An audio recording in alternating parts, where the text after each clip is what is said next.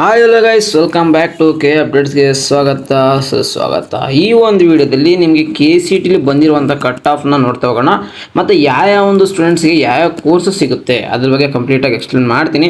ಅದಕ್ಕಿಂತ ಮುಂಚೆ ಈ ಒಂದು ಚಾನಲ್ಗೆ ಇನ್ನೂ ಸಬ್ಸ್ಕ್ರೈಬ್ ಆಗಿಲ್ಲ ಅಂದರೆ ಖಂಡಿತ ಒಂದು ಚಾನಲ್ಗೆ ಸಬ್ಸ್ಕ್ರೈಬ್ ಆದರೆ ಮಾಡ್ಕೊಂಬಿಡಿ. ಯಾಕೆಂದರೆ ಮುಂದೆ ಬರುವಂಥ ದಿನಗಳಲ್ಲಿ KCET ಮತ್ತು ನೀಟು ಮತ್ತು ಬೇರೆ ಒಂದಿಷ್ಟು ಕೋರ್ಸಸ್ ಇನ್ನೂ ಆಪ್ಷನ್ ಎಂಟ್ರಿಗೆ ಎನೇಬಲ್ ಮಾಡಿಲ್ಲ, ಅದರ ಅಪ್ಡೇಟ್ಸು ಸಿಗುತ್ತೆ. ಮುಂದೆ ಸಾಕಷ್ಟು ಸ್ಕಾಲರ್ಶಿಪ್ ಬರ್ತವೆ, ನೋಡಿ ತಿಳ್ಕೊಳ್ಳಿ.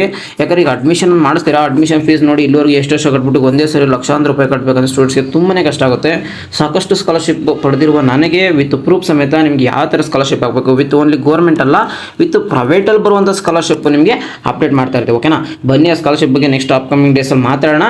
ಈಗ KCET ಕಟ್ ಆಫ್ ಬಗ್ಗೆ ಅನಾಲಿಸಿಸ್ ಮಾಡೋಣ. ಯಾಕಂದರೆ ಸಾಕಷ್ಟು ಸ್ಟೂಡೆಂಟ್ಸ್ ಕೇಳ್ತಿದ್ದಾರೆ KCET ಇದು ಕಟ್ ಆಫ್ ಈ ವರ್ಷ ತುಂಬ ಕನ್ಫ್ಯೂಷನ್ ಆಗ್ತಿದೆ, ತುಂಬ ಕಟ್ ಆಫ್ ತುಂಬ ದೂರ ನಿಂತ್ಕೊಳ್ತಿದೆ.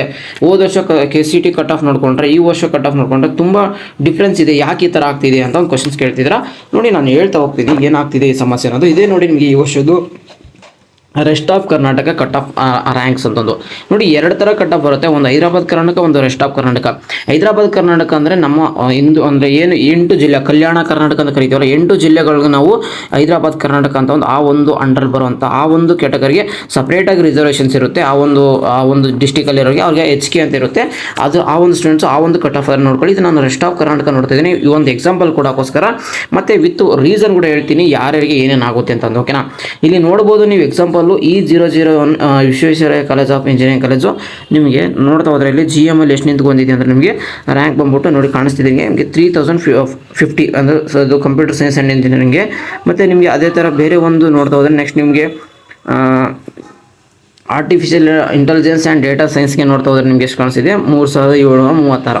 ಆದರೆ ಹೋದ ವರ್ಷ ಕಂಪೇರ್ ಮಾಡಿದ್ರೆ ನಮಗೆ ಕಡಿಮೆನೇ ರ್ಯಾಂಕ್ ನಿಂತ್ಕೊಳ್ತಿತ್ತು, ಈ ವರ್ಷ ಯಾಕೆ ಇಷ್ಟು ರ್ಯಾಂಕ್ ನಿಂತ್ಕೋತಿದೆ ಈ ಥರ. ಆದರೆ ಈ ಕಾಲೇಜಸ್ ಸೀಟ್ಗಳು ಯಾವ ಥರ ಮಾಡಬೇಕು ಏನು ಅಂತ ಕೇಳಿದ್ರೆ ಒಂದು ರೀಸನ್ ಹೇಳ್ತೀನಿ ನೋಡಿ. ಈಗ ಯಾವುದೇ ಕಾರಣಕ್ಕೂ ಅಂದರೆ ಎಲ್ಲರಿಗೂ ಆಪ್ಷನ್ ಎಂಟ್ರಿ ಮಾಡಕ್ಕೆ ಬಿಟ್ಟಿದ್ದಾರೆ, ಮತ್ತು ಒಂದಿಷ್ಟು ಕೋರ್ಸಸ್ಗೆ ಎನೇಬಲ್ ಮಾಡಿಲ್ಲ. ಎಕ್ಸಾಂಪಲ್ಲು ನಿಮಗೆ ಇನ್ನೂ B.Pharma ಬಿಟ್ಟಿಲ್ಲ, ಆಮೇಲೆ ಫಾರ್ಮಾ D ಬಿಟ್ಟಿಲ್ಲ, ಆಮೇಲೆ ಮತ್ತು ಈ ನೀಟ್ ಸ್ಟೂಡೆಂಟ್ಸು, ಆಮೇಲೆ BMS ಮಾಡ್ತಿರ್ತಾರೆ, ಆಮೇಲೆ MBBS ಮಾಡ್ತಿರ್ತಾರೆ, ಮತ್ತು ಡೆಂಟಲ್ ಮಾಡ್ತಿರ್ತಾರೆ.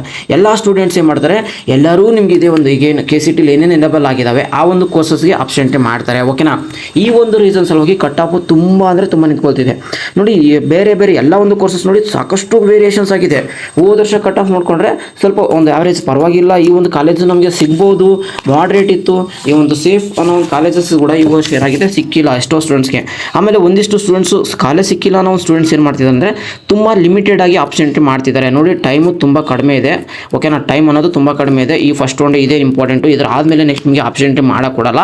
ಅದಕ್ಕೋಸ್ಕರ ಎಷ್ಟು ಸಾಧ್ಯ ಆಗುತ್ತೆ ಇನ್ನೊಂದ್ಸರಿ ಹೇಳ್ತೀನಿ ನೋಡಿ, ಎಷ್ಟು ಸಾಧ್ಯ ಆಗುತ್ತೋ ಅಷ್ಟು ಕಾಲೇಜಸ್ನ ಆ್ಯಡ್ ಮಾಡಿ. ಇದೇ ಒಂದು ಏನು ಬಿಟ್ಟಿದ್ದಾರೆ ಈಗ ಟೈಮಲ್ಲಿ, ಈ ಒಂದು ಟೈಮಲ್ಲಿ ನಿಮಗೆ ಎಷ್ಟು ಕಾಲೇಜಸ್ ಸೀಟ್ ಸಿಕ್ಕಿಲ್ಲ ಅನ್ನೋರು ಸೀಟ್ ಸಿಕ್ಕಿಲ್ಲ. ಆಮೇಲೆ ಸ್ವಲ್ಪ ಸ್ಟೂಡೆಂಟ್ಸು ನಮಗೆ ಒಳ್ಳೆ ಇರೋ ಕಾಲೇಜ್ ಸಿಕ್ಕಿಲ್ಲ, ಯಾಕೆ ಈ ಥರ ಆಗ್ತಿದೆ ಅಂತಂದರೆ, ನೀವು ಒಳ್ಳೆ ಕಾಲೇಜ್ ಸಿಗಬೇಕಂದ್ರೆ ನಿಜ ಇನ್ನೊಂದ್ಸರಿ ಹೇಳ್ತೀನಿ ನೋಡಿ, ನಿಮಗೆ ಬೆಟರ್ ಅಂದರೆ ಬೆಸ್ಟ್ ಕಾಲೇಜ್ ಸಿಗಬೇಕು. ನಮಗೆ ಬೆಸ್ಟ್ ಅಂದರೆ ಬೆಸ್ಟ್, ನಿಮ್ಗೆ ಇರೋ ರ್ಯಾಂಕಲ್ಲೇ ಈ ಒಂದು ರ್ಯಾಂಕಿಗೆ ಒಳ್ಳೆ ಕಾಲೇಜ್ ಸಿಗಬೇಕಂದ್ರೆ ಏನು ಮಾಡಬೇಕಂದ್ರೆ ಏನಿಲ್ಲ, ನೀವು ಚೆನ್ನಾಗಿರೋ ಪ್ರಯಾರಿಟಿ ಆರ್ಡ್ರಲ್ಲಿ ಆಪ್ಷನ್ ಎಂಟ್ರಿ ಮಾಡಿ. ಓಕೆನಾ, ಅಂದರೆ ನಿಮಗೆ ಫಸ್ಟ್ ಯಾವುದಿದೆ ಟಫ್ ಇರೋದಾಕಿ, ನೆಕ್ಸ್ಟ್ ಮಾಡ್ರೇಟು ಮತ್ತು ಸೇಫ್ ಈ ಒಂದು ಆರ್ಡ್ರಲ್ಲಿ ಹಾಕಿರ್ತೀರ ಅಂತ ಅನ್ಕೊತೀನಿ. ಎಲ್ಲ ಒಂದು ಸ್ಟೂಡೆಂಟ್ಸ್ ಇದೇ ಥರ ಒಂದು ಪ್ರಯಾರಿಟಿ ಆರ್ಡ್ರಲ್ಲಿ ಆಪ್ಷನ್ ಎಂಟ್ರಿ ಮಾಡಿ. ನೆಕ್ಸ್ಟ್ ಏನು ಮಾಡಬೇಕಂದ್ರೆ ಈಗ ನೋಡಿ, ನೆಕ್ಸ್ಟ್ ಇನ್ನೂ ಸಾಕಷ್ಟು ಕೋರ್ಸಸ್ದು ಸೀಟ್ ಮ್ಯಾಟ್ರಿಕ್ಸ್ ಬಂದಿಲ್ಲ, ಮತ್ತು ಅದರದ್ದು ಏನಿದೆ ನಿಮಗೆ ಯಾವುದೇ ಥರ ಕಾರಣಕ್ಕೂ ನಿಮಗೆ ಸೀಟ್ ಮ್ಯಾಟ್ರಿಕ್ಸ್ ಬಂದಿಲ್ಲ ಅಂದರೆ ನಿಮಗೆ ಏನೋ ಆ ಕಾಲೇಜಲ್ಲಿ ಎಷ್ಟು ಸೀಟ್ ಇದೆ ಅಂತ ಆಪ್ಷನ್ ಎಂಟ್ರಿಗೆ ಎನೇಬಲ್ ಮಾಡೋಕ್ಕಾಗಲ್ಲ. ಓಕೆನಾ, ಸೀಟ್ ಮ್ಯಾಟ್ರಿಕ್ಸ್ ಬಂದಿರೋ ಕಾರಣ ಆ ಒಂದು ಕೋರ್ಸಸ್ ಆಪ್ಷನ್ ಎಂಟ್ರಿ ಮಾಡೋಕ್ಕೆ ಬಿಟ್ಟಿಲ್ಲ. ಈಗ ಅವ್ನು ಏನು ಮಾಡ್ತಾರೆ, ನೆಕ್ಸ್ಟ್ ರೌಂಡಲ್ಲಿ ಏನು ಮಾಡ್ತಾರೆ ಬಿಡ್ತಾರೆ. ಎಕ್ಸಾಂಪಲ್ BNYS ಆ ಕೋರ್ಸ್ ಸೀಟ್ ಮ್ಯಾಟ್ರಿಕ್ಸ್ ಬಂದಿದೆ, ನೆಕ್ಸ್ಟ್ ರೌಂಡಲ್ಲಿ ಅದನ್ನ ಎನೇಬಲ್ ಮಾಡ್ತಾರೆ. ನೆಕ್ಸ್ಟ್ ಈಗ ನೀಟಿನ ರಿಸಲ್ಟ್ ಬಂದಿಲ್ಲ, ನೀಟ್ ರಿಸಲ್ಟ್ ಬಂದ ತಕ್ಷಣ ಏನು ಮಾಡ್ತಾರೆ, ಅವನ್ನ ಮತ್ತು ಈ ಒಂದು ಕಾಲೇಜ್ ಎರಡೂ ಸೇರಿ ಕಂಬೈನ್ ಮಾಡೋ ಸಾಧ್ಯತೆ ತುಂಬ ಚಾನ್ಸ್ ಇದೆ. ಕಂಬೈನ್ಡ್ ಕೌನ್ಸಿಲಿಂಗ್ ಆದಾಗ ಏನಾಗುತ್ತೆ, ಎಷ್ಟೋ ಸ್ಟೂಡೆಂಟ್ಸ್ ಇಂಜಿನಿಯರಿಂಗ್ ಮಾಡಬೇಕು ಅಂದ್ಕೊಂಡಿರ್ತಾರೆ, ಅಂದರೆ ಸಾರಿ MBBS ಮಾಡಬೇಕು ಅಂದ್ಕೊಂಡಿರ್ತಾರೆ. ಅವರೆಲ್ಲ ಈಗ ಇಂಜಿನಿಯರಿಂಗ್ ಆಪ್ಷನ್ ಎಂಟ್ರಿ ಮಾಡಿರ್ತಾರೆ. ಅವಾಗ ಏನು ಮಾಡ್ತಾರೆ, ಸೀಟ್ನ ರಿಲೀಸ್ ಮಾಡ್ತಾರೆ. ನಮ್ಮ KE ಪ್ರಸನ್ನ ಸರ್ ಕೂಡ ಇದೇ ಹೇಳಿದ್ದು. ನೆಕ್ಸ್ಟ್ ಏನು ಮಾಡ್ತಾರೆ, MBBS ಮತ್ತು ಅಂದರೆ ಮೆಡಿಕಲ್ ಸ್ಟೂಡೆಂಟ್ಸ್ ಎಲ್ಲ ಬಂದಾಗೆ ಮತ್ತು ಎಲ್ಲ ಕೋರ್ಸಸ್ಸು ಎನೇಬಲ್ ಮಾಡಿದಾಗ ಅವರವರಿಗೆ ಡ್ರೀಮ್ ಆಗಿರುವಂಥ ಕೋರ್ಸಸ್ಸು ಕಾಲೇಜಸ್ಗೆ ಹೋಗ್ತಾರೆ. ಅಂದರೆ ಆಟೋಮೆಟಿಕ್ಲಿ ಇಂಜಿನಿಯರಿಂಗ್ ಕಾಲೇಜನ್ನ ರಿಲೀಸ್ ಮಾಡಿಬಿಟ್ಟು ನಂದು ಏನೇನಕ್ಕೆ MBBS ಇದೆ ಅಂತ ಹೋಗ್ತಾರೆ. ಮತ್ತು ಅದರಲ್ಲಿ ಕೂಡ NTA ಕೌನ್ಸಿಲಿಂಗ್ ನಡೀತದೆ. ಇದು ಇಂಪಾರ್ಟೆಂಟ್ ನೆನ್ಪಿಟ್ಕೊಳ್ಳಿ. NTA ಕೌನ್ಸಿಲಿಂಗ್ ನಡೆದಾಗ ಅಲ್ಲೂ ಒಂದಿಷ್ಟು ಸ್ಟೂಡೆಂಟ್ಸು ನಮ್ಮ ಕರ್ನಾಟಕದಿಂದ NTA ಕೌನ್ಸಿಲಿಂಗ್ ಕೌನ್ಸಿಲಿಂಗಲ್ಲಿ ಹೋಗ್ತಾರೆ. ಮತ್ತು ನೆಕ್ಸ್ಟ್ ನಮ್ಮ KE M B B S counselling ಇರ್ತದಲ್ಲ, ಸ್ವಲ್ಪ ಜನ MBBS ಮತ್ತು ನೋಡಿ MBBS ಎರಡು ಥರ ಡಿಸ್ಟ್ರಿಬ್ಯೂಟ್ ಆಗುತ್ತೆ. ಒಂದು MBBSಗಳು ಅಂದರೆ MBBS ಮೆಡಿಕಲ್ ಸ್ಟ್ರೀಟ್ಗಳು, ಒಂದು NTA ಪ್ರೊವೈಡ್ ಮಾಡ್ತಾರೆ ಕೌನ್ಸಿಲಿಂಗ್ನ, ಮಸ್ಟ್ KE ಕೌನ್ಸಿಲಿಂಗ್ ಪ್ರೊವೈಡ್ ಮಾಡ್ತಾರೆ. ಅಲ್ಲಿ ಸೀಟರ್ ಅಲ್ಲಿಗೆ ಹೋಗ್ತಾರೆ, ನೆಕ್ಸ್ಟ್ ಇಲ್ಲಿ ಬಿಟ್ಟು ಇಲ್ಲಿಗೆ ಹೋದಾಗ ನೆಕ್ಸ್ಟ್ ಈಗ ಇಂಜಿನಿಯರ್ ಸ್ಟೂಡೆಂಟ್ಸ್ಗಳು ಬೇರೆ ಬೇರೆ ಕೋರ್ಸಸ್ಗಳು, ಜಸ್ಟ್ ಓನ್ಲಿ ಇಂಜಿನಿಯರಿಂಗ್ಸ್ ಅಲ್ಲ, ಬೇರೆ ಬೇರೆ ಕಾಲೇಜ್ ಕೋರ್ಸ್ಗಳು ಈಗ ಇಂಜಿನಿಯರಿಂಗ್ ನಾನು ಹೇಳಿದೆ. ನೆಕ್ಸ್ಟ್ ಇನ್ನು ಸ್ವಲ್ಪ ಜನ ಅಗ್ರಿಕಲ್ಚರ್ ಮಾಡೋರು ಅಂತಾರು, ನೆಕ್ಸ್ಟ್ ವೆಟರ್ನರಿ ಮಾಡ್ಬೇಕಂತಾರು, ಇವ್ರದೆಲ್ಲ ಎಷ್ಟೋ ಈ ಸಿಗುತ್ತೆ, ಇದು ಒಂದಿಷ್ಟು ಈ ಕಾಲೇಜ್ ಸಿಗ್ಬೋದು, ಈ ಕಾಲೇಜ್ ಈ ಥರ ಅಂತಿದ್ದಾರೆ ಏನು ಮಾಡಿರ್ತಾರೆ, ಕೌನ್ಸಿಲಿಂಗಲ್ಲಿ ದೂರ ಆದಂಗೆಲ್ಲ ಅವ್ರು ಏನು ಮಾಡ್ತಾರೆ, ಬೇರೆ ಬೇರೆ ಬೇರೆ ಕಡೆ ಡಿಸ್ಟ್ರಿಬ್ಯೂಟ್ ಆಗ್ತಾರೆ. ಲಾಸ್ಟ್ವರೆಗೂ ಫೈನಲ್ ಆಗಿ ಲಾಸ್ಟ್ ರೌಂಡ್ವರೆಗೂ ಸೆಕೆಂಡ್ ರೌಂಡ್ವರೆಗೂ ಯಾರು ಇರ್ತಾರ ಅವ್ರಿಗೆ ನಿಮಗೆ ಬೆಸ್ಟ್ ಕಾಲೇಜ್ ಅಂತ ಸಿಗುತ್ತೆ ಅಂತ ಹೇಳ್ಬೋದು. ಈಗ ನಿಮಗೆ ಫಸ್ಟ್ ರೌಂಡ್ ರಿಸಲ್ಟ್ ಬಿಟ್ಟರು ಸಹ ನಾನು ಒಂದು ಹೇಳ್ತೀನಿ ನೋಡಿ, ನಿಮಗೆ ಫಸ್ಟ್ ರೌಂಡ್ ರಿಸಲ್ಟ್ ಬಿಟ್ಟರು ಸಹ ನೀವು ಚಾಯ್ಸ್ 2ನ ತೊಗೊಳ್ಳಿ. ಚಾಯ್ಸ್ ಸೆಂಟರ್ ಬಗ್ಗೆ ವೀಡಿಯೋ ಗೊತ್ತಿಲ್ಲ ಅಂದರೆ ಕಮೆಂಟ್ ಬಾಕ್ಸಲ್ಲಿ ಚಾಯ್ಸ್ ಸೆಂಟರ್ ಅಂತ ಕಮೆಂಟ್ ಬಾಕ್ಸಲ್ಲಿ ಹಾಕಿ, ನಾನು ನೆಕ್ಸ್ಟ್ ಖಂಡಿತ ಅದ್ರ ಬಗ್ಗೆ ಇನ್ನೊಂದ್ಸರಿ ವೀಡಿಯೋ ಮಾಡಿ ತಿಳಿಸ್ತೀನಿ.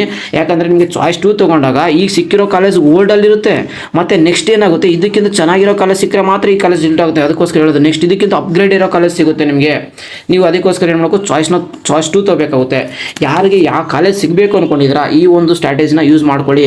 ಸಡನ್ನಾಗಿ ಈಗ ನೆಕ್ಸ್ಟು ಫಸ್ಟ್ ರೌಂಡ್ ರಿಸಲ್ಟ್ ಬಿಟ್ಬಿಟ್ಟು ನನಗೆ ಏನು ಕಾಲೇಜ್ ಇಷ್ಟ ಇಲ್ಲ ಆದರೂ ಅಡ್ಮಿಷನ್ ಮಾಡಿಸ್ಬೇಕು ಅಂತ ಅಡ್ಮಿಷನ್ ಮಾಡಿಸಿದ್ರೆ ನಿಮಗೆ ನೆಕ್ಸ್ಟ್ ರೌಂಡಲ್ಲಿ ನಿಮ್ಮ ಫ್ರೆಂಡ್ಸೇ ಆಗಿರಲಿ ಅವ್ರಿಗೆ ಚೆನ್ನಾಗಿಲ್ಲ ರ್ಯಾಂಕ್ ಇಲ್ಲ ಅಂದರೂ ಕೂಡ ಅವ್ರಿಗೆ ಒಳ್ಳೆ ಕಾಲೇಜ್ ಸಿಗೋ ಚಾನ್ಸ್ ಇರುತ್ತೆ. ಯಾಕಂದರೆ ನೀವು ಹೋಗಿರ್ತೀರಾ, ನೆಕ್ಸ್ಟ್ MBBS ಅವ್ರು ಹೋಗ್ತಾರೆ, ನೆಕ್ಸ್ಟ್ BMS ಮಾಡಿದವರು ಹೋಗ್ಬೇಕು ಅಂದ್ಕೊಂಡಿರ್ತಾರೆ, ಡೆಂಟಲ್ ಅವರು ಹೋಗ್ಬೇಕು ಅನ್ಕೋತಾರೆ, ನೆಕ್ಸ್ಟ್ ಇನ್ನು B.Pharm ಮಾಡ್ಬೇಕಂದ್ರೆ ಎಲ್ಲ ಈ ಕೋರ್ಸಸ್ನೆಲ್ಲ ಬಿಟ್ಟು ಹೋಗ್ಬಿಡ್ತಾರೆ.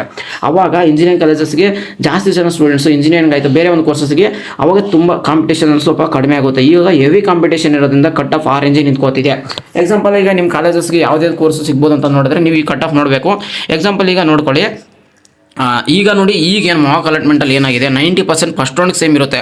ಫಸ್ಟ್ ರೌಂಡ್ ನಂತರ ಸೆಕೆಂಡ್ ರೌಂಡ್ವರೆಗೂ ಯಾರು ವೇಟ್ ಮಾಡ್ತೀರಾ ಅಲ್ಲಿವರೆಗೂ ವೇಟ್ ಮಾಡಿ ಅಪ್ಡೇಟ್ಸ್ ತಿಳ್ಕೊತಿರ್ತಾರ, ಖಂಡಿತ ಬೆಸ್ಟ್ ಕಾಲೇಜ್ಗೆ ಹೋಗ್ತೀರಾ ಅಂತ ಹೇಳ್ತೀನಿ. ಇದು ನನ್ನ ಎಕ್ಸ್ಪೀರಿಯನ್ಸ್. ಮತ್ತು ಪ್ರತಿ ವರ್ಷ ಸ್ಟೂಡೆಂಟ್ಸ್ ನೋಡ್ತಿರ್ತೀನಿ, ಕಾಲೇಜೇ ಸಿಕ್ಕಿರಲ್ಲ, ಸೀಟ್ ಅಲಾಟ್ ಆಗಿರಲ್ಲ ಅಂತ ಸ್ಟೂಡೆಂಟ್ಸ್ಗೆ ಒಳ್ಳೆ ಸೀಟ್ ಸಿಗುತ್ತೆ.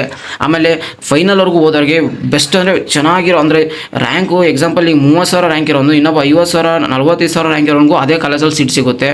ಈ ಥರ ತುಂಬಾ ಆಗ್ತಿರುತ್ತೆ. ಮತ್ತು ನಿಮ್ಮ ರಿಸರ್ವೇಷನ್ಸ್ ಕ್ಲೈಮ್ ಆಗ್ತಿರುತ್ತೆ. ಈಗ ಎಕ್ಸಾಂಪಲ್ ನಿಮಗೆ GM ಅಂತ ಬಂದಿದೆ, ಎಲ್ಲರಿಗೂ GM ಆ ಥರ ಅಲಾಟ್ ಆಗಿದೆ. ಯಾಕಂದರೆ ನಿಮ್ಮ ಕ್ಯಾಟಗರಿ ಫಸ್ಟ್ ಚೆಕ್ ಮಾಡುತ್ತೆ, ಸಾಫ್ಟ್ವೇರ್ ಯಾವ ಥರ ಚೆಕ್ ಮಾಡುತ್ತೆ ಅಂದರೆ ಫಸ್ಟು GMಲ್ಲಿ ಚೆಕ್ ಮಾಡುತ್ತೆ, ಅಲ್ಲಿದ್ದರೆ ಆಟೋಮೆಟ್ಲಿ ಅಲಾಕೇಟ್ ಆಗಿಬಿಡುತ್ತೆ. ಅದರಲ್ಲಿ ಇರಲಿಲ್ಲ ಅಂದರೆ ಏನಾಗುತ್ತೆ, ನೆಕ್ಸ್ಟ್ ನಿಮ್ಮೊಂದು ಕ್ಯಾಟಗರಿ ಚೆಕ್ ಮಾಡುತ್ತೆ.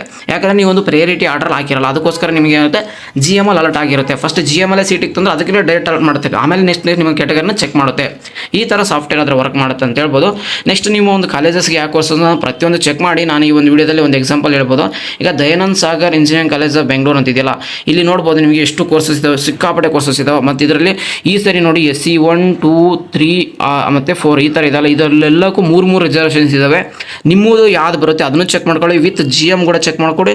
GM ಚೆಕ್ ಮಾಡ್ಕೊಂಡಾಗೆ ನಿಮಗೆ ಪೂರ್ತಿ ಅಂಡರ್ಸ್ಟ್ಯಾಂಡಿಂಗ್ಸ್ ಇರುತ್ತೆ. ಇಲ್ಲಿ ನೋಡಿ ಕಂಪ್ಯೂಟರ್ ಸೈನ್ಸ್ ಆ್ಯಂಡ್ ಇಂಜಿನಿಯರಿಂಗ್ ಬಂದ್ಬಿಟ್ಟಿದೆ, ಈ ಒಂದು ಕಾಲೇಜಸ್ ಎಷ್ಟು ನಿಂತ್ಕೊಂಡಿದೆ 3,731 ಈ ಒಂದು ರ್ಯಾಂಕ್ ನಿಂತಿದೆ. ನೆಕ್ಸ್ಟ್ ನಿಮಗೆ ಸೆಕೆಂಡ್ ರೌಂಡ್ವರೆಗೂ ಹೋಗಿ ಅವಲೇ ಒಂದು 4,500 5,000 ಈವರೆಗೂ ಹೋಗೋ ಚಾನ್ಸಸ್ ಇರುತ್ತೆ. ಈ ಥರ ಆಗೋದ್ರಿಂದ ನಾನು ಹೇಳೋದು ನಿಮಗೆ ಏನು ಹೇಳ್ತೀನಿ, ವೇಟ್ ಮಾಡಿ ಅಂತ ಹೇಳ್ತೀನಿ. ಈ ಒಂದು ಕಟ್ ಆಫ್ನ ಅನಾಲಿಸಿಸ್ ಜೊತೆಗೆ ನಿಮಗೆ ಈ ಒಂದು ಟಿಪ್ಸ್ ಹೇಳಬೇಕಾಗಿತ್ತು. ಇದನ್ನು ಯಾವುದೇ ಕಾರಣಕ್ಕೂ ಸ್ಟೂಡೆಂಟ್ಸ್ನ ಮಿಸ್ ಮಾಡ್ಕೋಬೇಡಿ. ಇದನ್ನು ಸಾಕಷ್ಟು ಪ್ರತಿ ವರ್ಷ ಸ್ಟೂಡೆಂಟ್ಸೇ ಮಾಡ್ತಾರೆ. ಈ ಒಂದು ಸ್ಟ್ರಾಟಜಿ ಸ್ಟಾರ್ಟಿಂಗಿಗೆ ಗೊತ್ತಿದ್ರೆ ಮುಂದೆ ಆಗುವಂಥ ಮಿಸ್ಟೇಕ್ಸ್ನ ಡೈರೆಕ್ಟಾಗಿ ಅಡ್ಮಿಷನ್ ಆಗಿಬಿಡೋದು ಫಸ್ಟ್ ರೌಂಡ್ಗೆ, ಇದನ್ನು ತಪ್ಪಿಸ್ಕೊಳ್ತಾರೆ ಅಂತ ಹೇಳ್ತಾ ನೆಕ್ಸ್ಟ್ ನಿಮ್ಗೆ ಏನೇ ಅಪ್ಡೇಟ್ಸ್ ಇದ್ದರೆ ಖಂಡಿತ ಕಮೆಂಟ್ ಬಾಕ್ಸ್ ಹಾಕಿ, ನಿಮಗೆ ಡೆಡಿಕೇಟೆಡ್ ವಿಡಿಯೋ ಮಾಡಿ ತಿಳಿಸ್ತೀನಿ. ಇಲ್ಲಾಂದರೆ ನಿಮ್ಮೆಲ್ಲ ಒಂದು ಅಪ್ಡೇಟ್ಸ್ಗೆ ಆನ್ಸರ್ ಮಾಡ್ತೀನಿ ಅಂತ ಹೇಳ್ತಾ ಇನ್ನೂ ಚಾನಲ್ಗೆ ಸಬ್ಸ್ಕ್ರೈಬ್ ಆಗಿ ಹಾಗೆ ನಮ್ಮೊಂದು ವಾಟ್ಸಪ್ ಗ್ರೂಪಲ್ಲಿ ಜಾಯ್ನ್ ಆಗಿ. ಯಾಕಂದರೆ ಪ್ರತಿ ಸರಿ ಹೇಳೋದೇನಕ್ಕಂದರೆ ನಾನು ಇಲ್ಲಿ ಅಪ್ಡೇಟ್ ಮಾಡಲಿಲ್ಲ, ವೀಡಿಯೋ ಮಾಡಿ ತಿಳಿಸಲಿಲ್ಲ ಅಂದ್ರೆ ನನ್ನಲ್ಲಿ ಟೆಕ್ಸ್ಟ್ ಮುಖಾಂತರ ನಿಮಗೆ ಅಪ್ಡೇಟ್ಸ್ ತಿಳಿಸ್ತಾ ಹೋಗ್ತೀವಿ. ಇಲ್ಲಾಂದರೆ ಶೇರ್ ಮಾಡೋ ಮುಖಾಂತರ ಏನು ಅಪ್ಡೇಟ್ ಇದೆ ಅಂತ ಅಲ್ಲಿ ತಿಳಿಸ್ತಾ ಹೋಗ್ತೀವಿ ಅಂತ ಹೇಳ್ತಾ ನಿಮಗೆ ಲಿಂಕ್ ಬೇಕಾದ್ರೆ ಕಮೆಂಟ್ ಬಾಕ್ಸಲ್ಲಿ ಸಿಕ್ಕಿರುತ್ತೆ ಮತ್ತು ಡಿಸ್ಕ್ರಿಪ್ಷನ್ ಬಾಕ್ಸಲ್ಲಿ ಕೊಟ್ಟಿರ್ತೀನಿ, ಅಲ್ಲಿ ಕೂಡ ಜಾಯ್ನ್ ಆಗಿ ಅಂತ ಹೇಳ್ತಾ ಸಿಗೋಣ ಗೈಸ್ ನೆಕ್ಸ್ಟ್ ಮುಂದೆ ನೋಡೋದಿಲ್ಲ. ಯಾವಾಗಲೂ ಅಷ್ಟೇ care, love you all, tata, bye bye.